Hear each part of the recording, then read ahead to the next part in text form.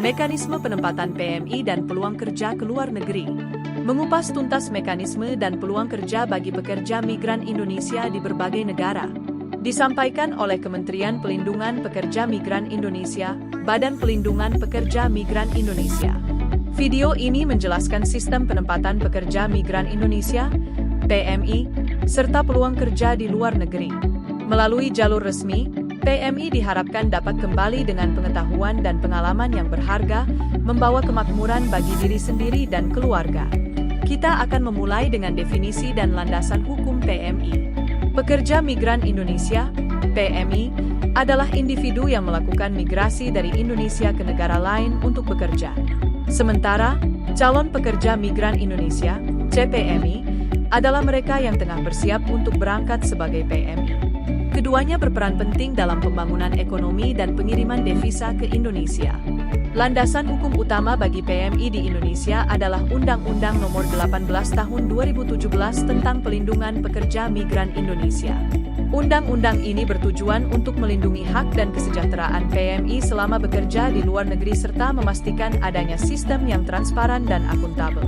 Tipe PMI terdiri dari PMI yang bekerja pada pemberi kerja berbadan hukum, PMI yang bekerja di rumah tangga pribadi, PMI yang berprofesi sebagai pelaut, awak kapal, atau di sektor perikanan. Setiap tipe memiliki aturan dan perlindungan yang berbeda sesuai dengan sektor pekerjaannya. Persyaratan utama untuk menjadi PMI yang resmi meliputi berusia minimal 18 tahun, memiliki kompetensi, sehat jasmani dan rohani, terdaftar dan memiliki nomor kepesertaan jaminan sosial, memiliki dokumen lengkap yang dipersyaratkan.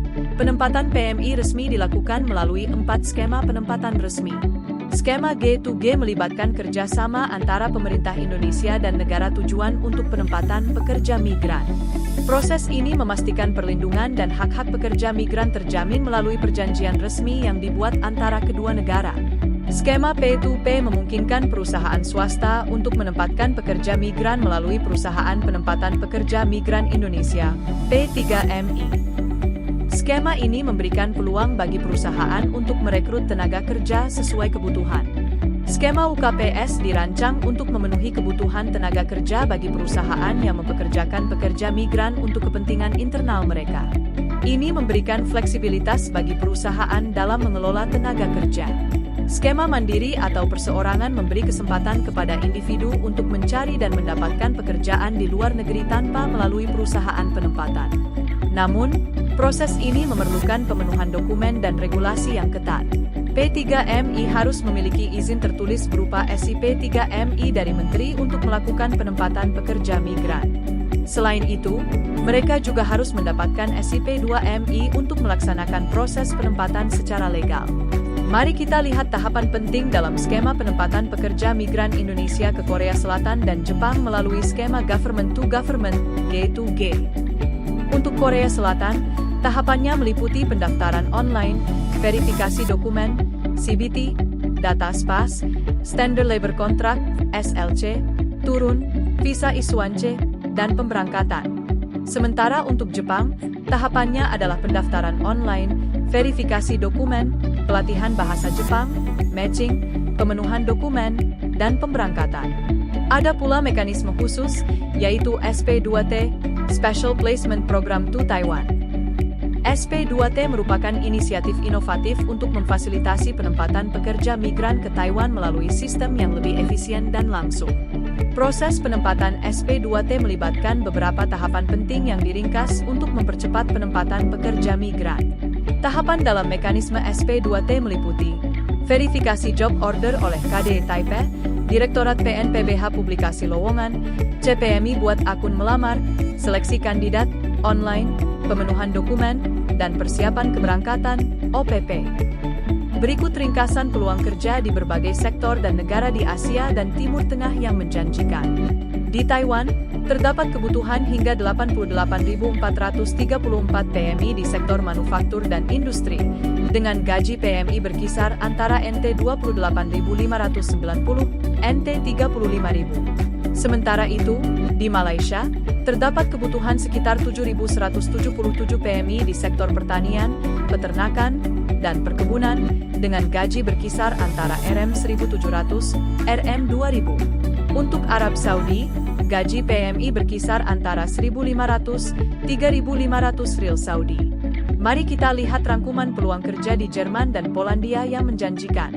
Di Jerman, ada kebutuhan 352 di sektor nurse, 74 di sektor hospitality, 50 di sektor konstruksi.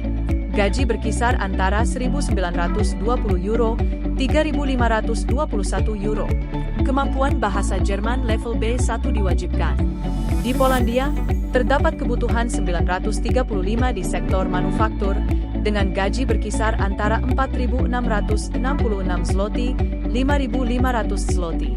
Ringkasan kesempatan kerja di Kroasia dan Slovakia yang menjanjikan bagi pekerja migran. Di Kroasia, terdapat peluang kerja sekitar 1.673 di sektor hospitality or service, dengan gaji antara €700, €900. Untuk Slovakia, 732 peluang kerja di sektor manufaktur, 317 peluang kerja di sektor hospitality. Gaji berkisar antara €970, €1.200. Persyaratan pendidikan minimal lulusan SMA, SMK. Pentingnya menggunakan jalur resmi dalam penempatan pekerja migran tidak dapat diabaikan. Dengan mengikuti prosedur yang benar, pekerja migran dapat terlindungi dari berbagai risiko dan mendapatkan hak-hak mereka secara optimal. Terima kasih telah menyimak paparan mengenai mekanisme penempatan PMI dan peluang kerja ke luar negeri. Mari bekerja aman, bermartabat, dan sejahtera melalui jalur resmi. Salam berakhlak, bangga melayani bangsa. Pergi migran, pulang juragan.